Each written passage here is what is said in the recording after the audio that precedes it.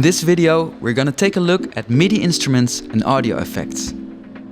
To insert a MIDI instrument, select or create an empty software instrument track. Make sure the inspector window is open, then click on the instrument slot in the channel to see a list of the available instruments and select one. Now the instrument has loaded onto the instrument track. To browse through its presets, click on the drop-down menu at the top of the instrument window. Now, let's have a look at the audio effects. To insert an audio effect on a track, click the audio effects slot and select one from the list of audio effects. To browse through its presets, click on the drop-down menu at the top of the instrument window.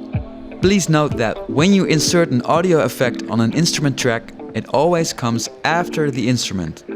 This means that the instrument's output will go through the audio effect first before being sent to the track's selected output.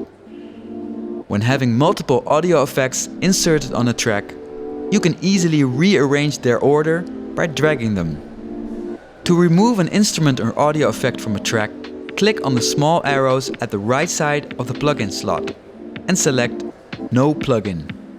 Another way to load instruments and their presets in Logic is by creating or selecting a software instrument track and opening the library.